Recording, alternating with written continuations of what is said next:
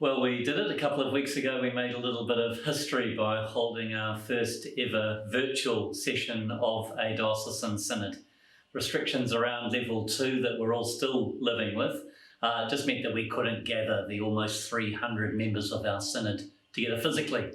So we agreed that there was some business that we needed to do and we would gather using Zoom in an online way. Our own Zoom meeting was then broadcast on YouTube so that others could join in and watch what was happening.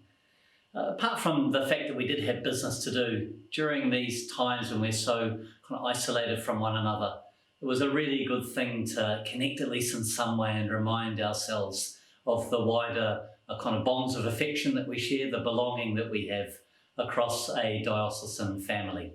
Nevertheless, we did do some business. We very importantly elected new members to the Diocesan Council to fill our vacancies there. So Diocesan Council goes ahead with its work with a full complement up to date. And we did need to change the constitution of the Auckland City Mission to allow for their board to have a slightly larger number of trustees. At the moment, they've got a lot on with the homegrown building project and they need to bolster themselves with a bit of extra expertise. So we managed to get what's often the fiddly process of a bill passed through a synod online. I thought that was quite an achievement. We're not the only ones doing this. All of the other dioceses, bar one, planning to meet virtually for their synods this year.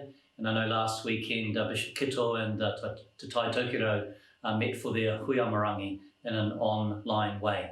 Really hopeful that later in the year, November 2021, we've set as an opportunity to come together as a synod in the cathedral. There's lots of other business people had hoped we could discuss and debate, and it would be great if we could still have the opportunity to do some of that work. We're living with the restrictions though. We need to be true to them. We want to ensure that we keep ourselves and one another well. I'm very much looking forward to the government's announcements on Monday. I'm hopeful, in spite of all of that, that there'll be the opportunity for us to gather with one another again, and particularly in worship, so that we can support one another and offer our lives and our spirits in a fresh way together before God. But do keep well and keep safe.